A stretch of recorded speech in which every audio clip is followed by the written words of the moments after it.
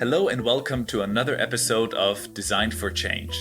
I'm Stefan, and for today's conversation, I was joined by social spatial designer and researcher Ilaria Palmieri, who talked to me about her work with asylum seekers, the importance of community, and how she and her business partner are using their background in spatial design to create a platform for inclusive and open-minded spaces.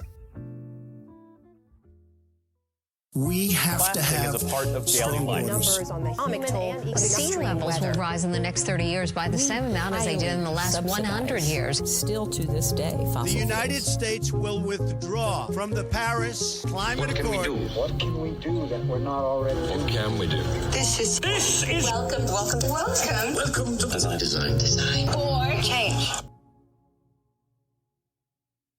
How did you become a designer, an architect? No, I'm not an architect, first of all, but actually the whole process through which I got closer to the creative field started by me wanting to become an architect. And this was during my high school. I come from a family where already architecture is like in a way inserted. My grandpa is an architect, my uncle, my cousins. So I thought maybe because I really had this interest for collective spaces, and I wanted to be able to design for people to gather in these spaces. But then when I actually did my test to enter into the university and I passed the architecture test, I thought, okay, no, I had a really strong impression that architecture was already back then, we're talking about, I think it's 8 years ago now, was really stuck in a commercial way of seeing constructions.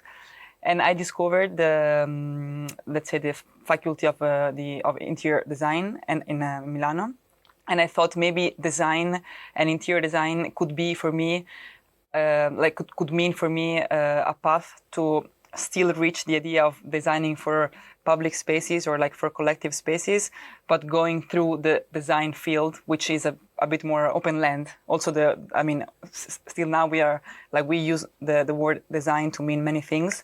And I think that we are both not very comfortable in defining what design means. Yeah, back then I thought maybe this openness and this freedom can be my way in. And then when I started to study at the Politecnico, I realized that this was not the way in for me at all, because it was very, very technical and was actually taking me away from the people, which was my main goal at the very beginning. But then I was almost finishing my bachelor, so I said, what shall I do? Shall I just blow everything up or continue and see where these studies bring me? But then in Milano, I had a very nice time and I learned many things, but there I didn't have any chance to experiment with what I did actually here when I moved to The Hague to study. So to experiment with participatory practices. In my bachelor studies, we were really forced in a way to design according to certain pillars that belongs to a century that we're not in anymore. And these pillars are of course historical pillars and therefore shouldn't be ignored completely. But I do not believe that the way that we should look now at Le Corbusier design, or just to name one, should be a teaching pillar, let's say, for a student who's approaching. Yeah, and I think it's interesting because in the creative field, it's always about evolving and changing and exploring. But at the same time, in the teaching, it's sometimes really fixed to these old ideals of how things are supposed to be. And I'm not neglecting the quality behind the theory for that time, but things just evolve. But I think it's already interesting to me that you're saying that the social aspect, the community part of it, was more interesting for you than this technical way of doing design. Did that evolve during your studies, or was that always part of Ilaria? No, it did evolve, and actually I just have in mind one image that I just feel like sharing with you. These drawings that me and my, let's say, teammate from the bachelor that we had to deliver for the final exam. We designed spaces, interior spaces, sometimes museum spaces or exhibition locations. And inside these drawings, we were always already putting as figures and like silhouettes people. But there was not even one time when we started our design from these people. But still, it was in a way sort of like necessary for the teacher and for the final outcome to see that these places were like inhabited. When I started noticing this, it really got it really triggered my observations. Where the moment that I actually realized that I was really looking more at the technicality of the execution of a design, more than the possible results on the people that were living or using that spaces. So I think this happened almost at the end of my bachelor, where I started to wanted to be more engaged with the social part of the design process. And then I moved to London, hoping to find this possibility, so to design more with an inclusive process. But this there also hasn't happened. I didn't find my way there. And maybe just looking also back at my history is also how a person grows up. I think I really admire who already comes to the creative field knowing his or her or their direction. For me, it really took me a while to figure out my direction, but also that I could have done the thing that I had in mind. And I feel now, after moving to The Hague and in general to the Netherlands, I feel much more comfortable and confident also in trying to pursue which are my goals. This inclusiveness, the social aspect, were you able then to really incorporate that at all in Milano, or was this then something really the reason why you wanted to come to the Netherlands to explore? It didn't really happen in Milano, but I don't feel really sure in saying if it didn't happen only because of the study program or also because of me. Maybe my eyes were not, and my mind were not really ready for that kind of thinking yet. I think it's also really a matter of exploring your surroundings. I mean, I come from Rome, and moving in Milano, even if it was a different kind of city, but I was really at ease there. So maybe somehow I didn't really myself, I in a way didn't put myself in these external observer eyes, which I think are needed as a social designer. And I think I got this maturity only when I moved here, because here I really I met people that also felt excluded in a way. So somehow I realized how necessary this call was, not as a mission level call, but how ordinary and on a daily basis this inclusiveness is missing from the design education. I would say education, and luckily it's now really getting into the design field, but I wanted to be part of this. I think social design is a very broad term. It's also weird for me to say that, because actually it always happens that people ask me, so do you define yourself as a social designer? And I say with a big prompt, just say yes. And then they ask me, but honestly, social design can mean everything. Can you be more precise? So I probably met you all over again already. No, this is exactly my question. How do you see that term, social design, and how do you define that for your own practice? So for my own practice, I always try to associate the social and spatial design together, because social design can also be someone who works with the communities and on a social level. In my perspective, and the way that I apply to my practice is always related to a spatial configuration. So how can we approach or make the design of a space, either domestic space, public space, private space, always related to the social needs. What social needs did you then focus on once you realized, okay, social design in its broadest term is where you're going towards? My main focus has been for these past years on the let's say asylum seekers communities, and this was because I've been already longing to try to go into this direction with the spatial design field. And I thought the way that in general there's also this big gap that it's still creating some doubts into my mind, or some doubts or also openings. Every time that we speak about asylum seekers spatial condition, we always relate to architecture, as if architecture, and still now I think interior design or spatial design still stands under the big dome of architecture. But I think my I wanted to take an approach that was really from interior design or like domestic level on the asylum seekers' condition. And I think in general, if we look back at many of the proposals for asylum seeker centers or the way that policies are also made for them to be integrated, mainly these are related to the bigger, let's say, complex of housing. I wanted to try to do something that was really focused on the domestic level, not meaning like decoration or something from the like furniture-wise, which could have also been. But I wanted to try to see how from the inside then we could have together designed the outside.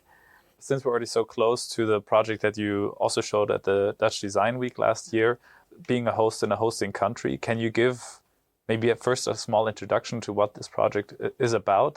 So the project started as my master project, but has been like, let's say that has been boiling for a long time, and hopefully it's going to continue and grow. I wanted to try to, as I also said, to give a little contribution on the design of asylum seeker centers in a way that it could bring to me and to the asylum seekers immediate results. Meaning that I wasn't like, let's say that this is my whole process that happened into my mind when I started investigating this topic. And I thought, okay, many are already the projects that are trying to change or to better design environmental-wise also these locations. But many are the locations that are already existing that are actually used to host these people. Then, again, what about these people? I again had in mind these axonometric drawings of all of these asylum seeker centers with all these people inside. But I wanted to go to these people. That's what I had in mind. So I actually didn't plan the whole project. It really developed over time. It was very like a hard struggle for me at the beginning because I really wanted to literally meet these people and to try to enter into these locations, either in here or in Italy, where I come from. Because in Italy, I already had experiences with them, because I volunteered for 2 summers in a second level of reception centers in Sicily. And there is where everything about my, let's say, thought started, because my task was to make some paintings with these asylum seekers to make their garden, let's say, more nice. That's how they presented to me. Then I ended up teaching Italian to them because that's just who I am. And we eventually also made these drawings. And by making these drawings, I understood also again, I mean, I had the sort of a trigger. Okay, I'm a designer. I'm always drawing. Cannot drawing mean something else than just a deliverable object? But can it be a process of appropriating, of like claiming spaces? After 3 years, I finally tried to do that with my project. That's where everything started. But in order to really develop, I thought, develop a strong and powerful project that could have had immediate results. So without having the big vision of like changing the whole situation about asylum seeker centers, I wanted to visit some of these locations in the Netherlands. But they, I contact the COA, which is the central organization for asylum seekers in here. And many times they said me no, because I wasn't allowed to research in this center. So if you go there to research and eventually also gather information, that's not legal. That's not possible. But what's the reason for that impossibility? There's always this privacy level, which I think always has pros and cons, because many of these, let's say many of the residents of these locations, some of them are not yet, let's say, done with their asylum process. So some has to be taken under even more strict privacy policy.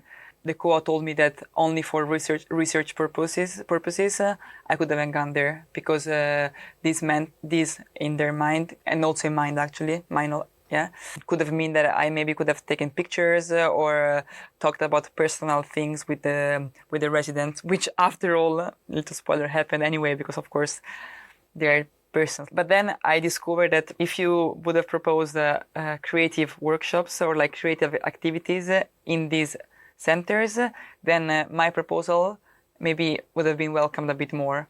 Then again, I thought, okay, then maybe here there is really a way in, because the COA is accepting creative field as a way to empower also the residents. And then I came across this amazing foundation. It's called Stitching the Vrolijkheid. And they are mainly doing creative workshops or activities in asylum seeker centers. Actually, in this whole process of my project, I also, as you maybe know or don't know, but I learned how to be careful with words, in general, like with words, because I was used to say refugees, also to indicate asylum seekers, but a refugee and an asylum seeker are like two different level of integration into let's say hosting country. And this is actually a big regret that I have, because on my thesis I wrote refugee centers, but actually my spatial focus has been on asylum seeker centers. But it's always nice to look back, and now I have time to also here make myself more, I think, fair and calling these residents as asylum seekers, because who, like the refugees are people that obtain the status of a refugee. Asylum seekers are the people who are living in these locations because they are waiting for this for the status to arrive. While you were saying this, or while you were talking about your way into the topic of working with asylum seekers and going to these centers, for me, the thought is the situation, the political situation in Italy, in Germany, throughout Europe, where I think since 2015 there has been a strong increase in right-wing political parties, and the public opinion has seemed to been shifting from welcoming to highly critical. How did you encounter that during your work or workshops with the asylum seekers? Was it something that was a topic? I would say yes and no, mainly for the language, because I didn't. I organized these workshops inside these centers, but most of these workshops happened with people that didn't share my native language, of course, but also I didn't share their native languages, and English was not a common language. So somehow the conversation really stick to the let's say to the realization of the workshops. Someone wanted to explain or express more about their concerns, about their life or their current situation, and they did, but I have to say this happened more in Italy than here. I cannot say why this happened more there than here, because I also forgot to mention that into my process I then managed also to go to Italy to do some workshops also there. But in general, I wouldn't say that this was a main topic in our workshop. But of course, like if we want to see the bigger picture, also the title that I gave to the project, to be a host in a hosting country, is already a sort of like a reaction to the politics choices that the Italian government is now especially more taking. So to block and to not even consider any sort of integration. But again, like I really wanted to get at the core of it. I think, I mean, it's not to push it or something, but I really think that in the end, because I was struggling so much to try to do something that was not, let's say, a mission or something, that at the end I really got at the core. And in the end, I speak about hospitality, which is what we're all talking about. But I do it from a perspective that somehow reverse the agency that the politicians or a government can have on these people, and put this agency in the asylum seekers' hands. So in a way, this whole political process is part of my project, of course, but was not part of the workshops conversations so much. Then, since you already mentioned the topic of hospitality, the title being a host in a hosting country, can you explain that a little bit more, or give insight on how that title came to be and what's behind it? Yeah, and I think that this maybe is also helping your first question when you asked me to present the project, because in the end I didn't do so much, so I'm gonna do now. So to be a host in a hosting country, and the subtitle is Hospitality as Empowerment in Refugee Centers, which should actually be asylum seeker centers. I think is a really descriptive title for what my project was about in the end, which is how can asylum seekers become hosts in these temporary locations where they're living. Because during the interviews that I did before the workshop, so I had the chance to interview some of them before, the hardest part in their daily life. So again, we were not talking about the whole situation in which they were living, but we were talking about how on a daily pattern something could have been made for them to feel more, I wouldn't say at home, because actually when I started this research, I wanted to bring them to this feeling of belonging, but this is just not possible. I mean, of course, for some it is, but as a general perspective, this is not going to happen, because this is not going to be like a, let's say, long-term home. It's just a location where these people are temporarily living. But still, how can we intervene in this temporary location to make them feel more human and humanized? And hospitality came out as a word, both because from my country and my culture it is really a thing, but also because in the culture of the people that I met, it is really a thing. And it came out that the possibility for these people to host someone over with someone who's not part of these locations, this was what was really, really missing. And then I had this trick, just this sort of twist into my mind, and I thought, okay, my contribution to this can actually be like working on hospitality. And then we are called, Italy at first, but many other countries, of course, hosting countries. But then hosting, what does host mean? What if we give hospitality, which into my, let's say, process means giving agency and like a sort of control on their domestic lives to the asylum seekers? And that's what I actually did. And my workshops aim to give this agency to the people. So we together try to understand how they could have claimed certain spaces inside these locations. But again, I was not allowed to enter in some of these rooms either. And that's when I came again with the idea of the drawing, thinking back of the drawing that I did in the Asylum Seekers Center where I was in Sicily. I thought drawing sometimes can be seen as a sort of like a final outcome or decoration element. But what if drawing is the whole process? And since we didn't share with many of these people the same language, drawing really became a communication tool. And by drawing was actually interesting because, I have 2 degrees as an interior designer, but I'm not very good in making things. And within some drawings that we developed together, some of these people really showed abilities into thinking in a design perspective. And I was quite enriched by that, even if my first thought was like, okay, how we will build this? Because my hope was also for them, and their hope was not only to have this thing on paper, but to translate into a sort of practical outcome for them to enjoy this hospitality claim, let's say. And there again, I had a hard moment with the COA, because they didn't allow us to do some interventions. And if you read on the reason why, it's because these are temporary locations and it's not meant to be that someone invests in, let's say, physical changes that ideally could last for a bit longer than what temporary means. But this went like for really small things, like, for example, we want with some people, they wanted to build a new wardrobe in a way that they could have hang their guitar inside. So it really, in the end, it really went on product design or like furniture design, which was something that I tried to avoid at the beginning. But in the end, as I also told you, I kept the whole process quite open, and I finally forgot about delivering something, and I just enjoyed everything that happened through. During the time. But in the end, we did build things that were meant to be used by them during their time in these locations. And it was very nice to see that most, I wouldn't say all of them, but most of the outcomes were things that they wanted to share with other people.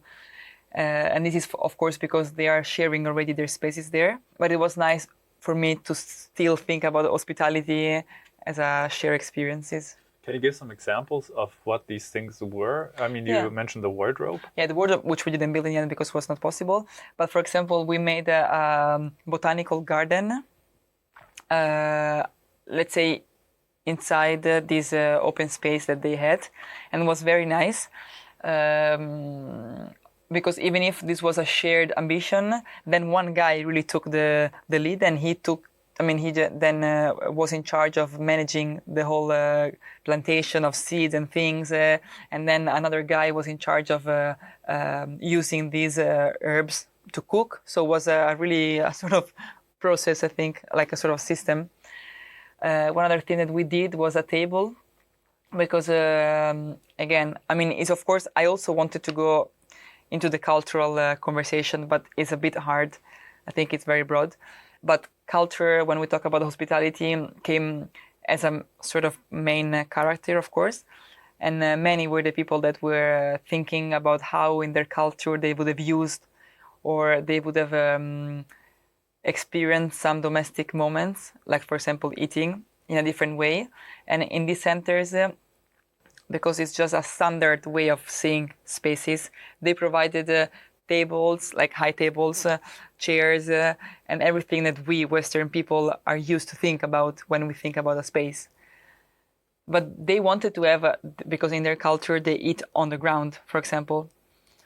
So we in the end built this low table, and some people, they were amazing knitting, yeah, and they made, I can't say we made because I didn't do anything, but they made amazing pillows out of fabrics that they just like revolved and then knitted and then sewed, and this became their new living room. So it really, in the end, it really went on small examples that, of course, again, like are not showing how a center for asylum seeker can be designed, but it's the idea of giving this possibility to the asylum seekers that in my goal should be integrated when designing these places. So to tie it back to the very beginning, speaking about social design, I think in a way you are a facilitator, no? I find that quite beautiful that you see, or that it's able to show that designers, whatever that means, don't have to be this sole genius of proposing and designing every detail of it and then have people enjoy it. That it's actually less design is way better, because then people actually relate to it themselves and are able to change it, or are part of the process in a way. So that, I think, already is such a nice example of how you come in as a designer.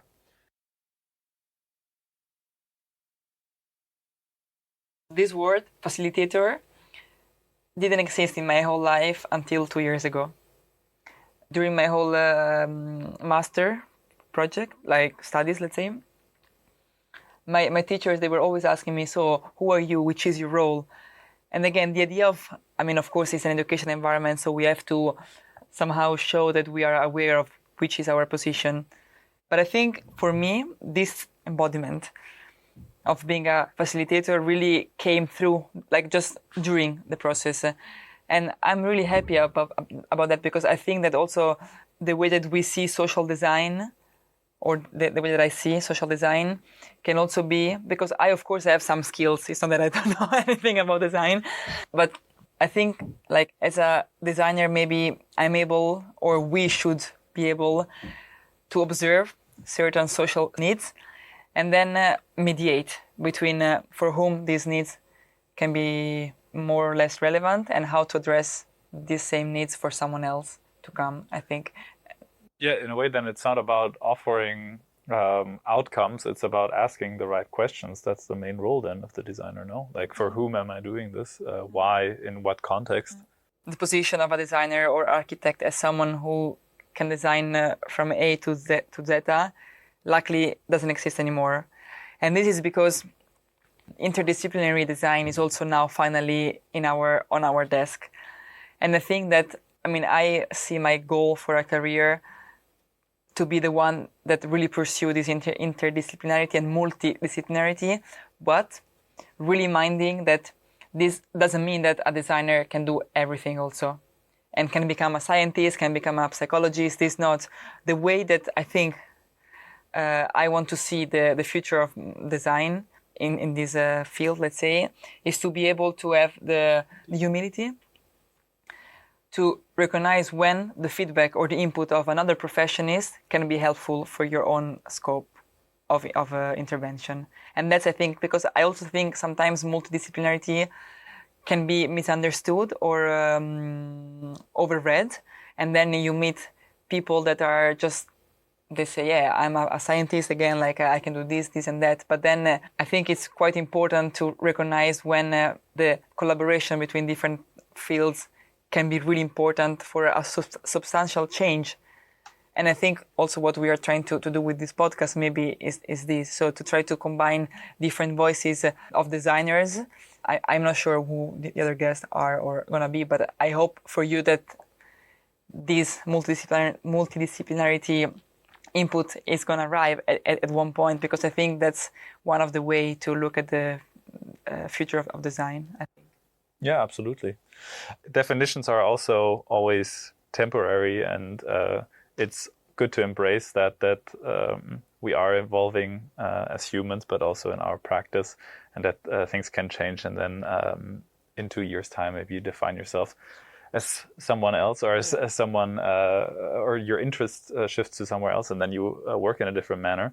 But staying on the keyword temporary, I want to understand again how the COA defines temporary. The temporality is related to the amount of time that people live in these locations, and also to the fact that these locations usually are built up in very a short time. I mean, after the Afghanistan fled in the Netherlands, they had a big raise of asylum seekers, and of course they had to deal with the let's say mock-up of housing. That's how I would define. And if you go in the centers where I also went, it's quite hard. Inside these centers, you have old houses that were located for other reasons in the past, but then next to it they built new prefabricated structures. When I went there, they told me the Afghanistan people from Afghanistan, they are there. These you find all the rest that are here since a longer time. And even this division for me was like, why? And of course it was because they had to do this in a very short time. But still, entering in both cases, entering in these locations, in this housing, was hard. But into the Afghanistan quarter, let's say, was even harder, because you could really see that was just a quick, I would say, improvisation. Do you see a way that the project, being a host in a hosting country within these centers, can maybe turn into being a host for your hosting country? Because you talked about earlier about the integration into the country where the asylum seekers are right now, whether it's temporary or long-term. Is there a way that this integration can really happen also not by the rules of the policies behind them, that there's more a connection between the local community and the people living in the centers? This was also the goal behind the workshop that I did, that were called the Art of Invitation. So the first level that I had in mind was to somehow break through these policy regulations according to which people are located in these locations and then they are being hosted. And how could have I helped them to claim their spaces by inviting other people from outside the center itself? And why did I do that? Was also because many of these locations are really remote from the urban agglomeration, let's say. And my idea is to be able to connect this. So, because again, the location sometimes in Italy is less than in here, I think. But in here they have locations that are being reused to accommodate asylum seeker centers that are in the forest or in a really remote part of the countryside. And then it's very hard to connect these people with the local community. But I thought maybe by doing this workshop, we could have already started inviting someone. This unfortunately didn't happen yet, but I'm working on it. But the idea is to somehow create a design regulation that can allow the design of a collective space in the asylum seeker centers, able to be a shared space between who is a resident in this location and who lives around of it. And this was also, I had this in mind because when we build these furnitures with many of these people, they ask me, can we sell these at one point? And of course, I mean, it's also their right to work. They don't have this right. Some of them, they do not have the right to work until they have all the procedure done. But I thought, I mean, I'm still thinking how interesting it would actually be if some of the, let's say, entry spaces of the asylum seeker centers can be debated or like located to be exchange point where maybe there's a sort of like exchange between who gives from the city some furnitures and they give others. And actually in Italy, I had the chance to meet someone an organization, now the name of it, Free Away, who did that. So they organized in a square in Italy, in Florence, a sort of exchange between people that wanted to give furnitures to the newcomers in the asylum seeker centers that were just made up, and asylum seekers that gave something, let's say, just in exchange or also not. And this idea of having this square is also one of my drawing, because I draw a lot, as you maybe understood. And I like to also to draw upon what people tell me. And when I had the chance to meet this person who happened to be part of this exchange moment, I made I think, a very nice drawing of how I imagine this exchange happening. And I thought, okay, in Italy, we have already this idea of the shared spaces because of the square, piazza. In here, this is happening less, of course. But in the asylum seeker centers that I visited, it's full of these spots that are called like the guarding point, let's say. And it's where, I mean, they're also called entries. It's where you enter and you, as an outsider, have to register to say who you are. You give your ID. But it's also where they do that the same. They also have to say, I'm going out for this, I'm doing that for that. And these mainly, I also visited locations that were former prisons. And this guarding spot still is meant to be, not to control them as if they are in prison, but physically it really feels like that. I mean, I felt like this, and I thought, what if we exchange some of these locations and we transform them in collective spaces? And then my whole mind started to think about the concept that we designers, especially spatial designers, have of public and private spaces. Private spaces are one thing, public spaces are a different thing, but in between there are the idea of collective spaces. And mainly design is shifting toward, I mean, it's either focusing on private or public. What I'm trying to do with my project, especially because of the regulation of these locations that are, let's say, on a public land but privately owned, is to somehow challenge this notion of public and private and breaking it with the idea of the collectiveness in the process, but also in the way that we define a space and we use it. I want to use this recording also to ask you a little bit about your practice common ground. Can you explain what your practice common ground is? So me and Georgina, yes, my friend and now also colleague, we founded a common ground practice last year. I was working on already on the hospitality project for asylum seekers. She was working on a really interesting project on domestic patterns and gender roles in domesticity.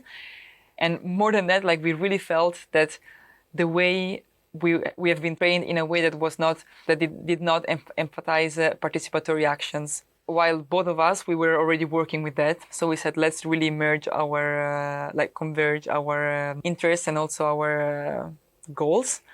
And we started to actually perform and to host these workshops in many cultural centers or cultural institutions or also educational environments where we could have tested the way people perceive their domestic environment.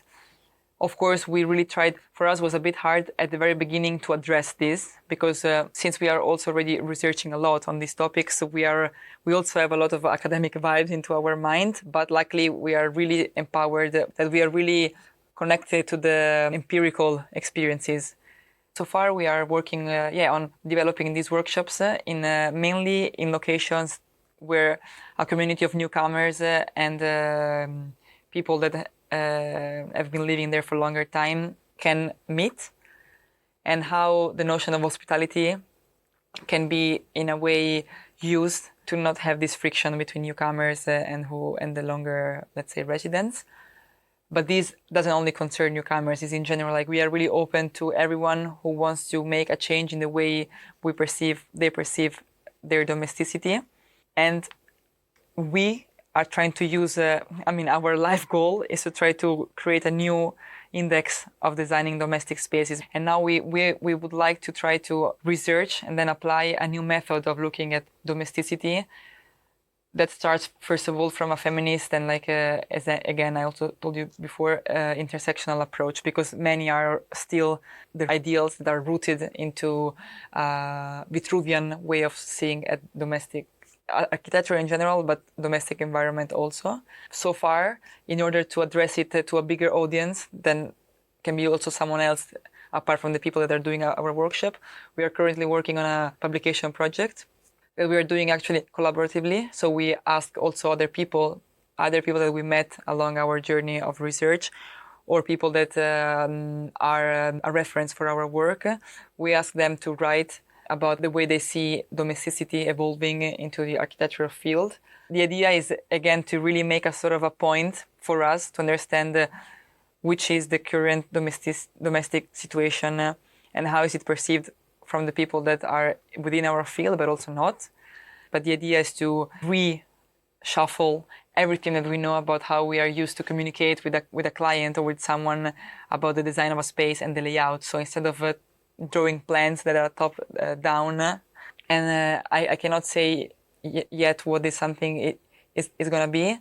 Probably it's going to be a method of looking at these environments, and a method that can empower everyone to see and to apply this sort of perspective on domesticity. So to have this multidisciplinary approach that is not just in the designer's hand to design a room.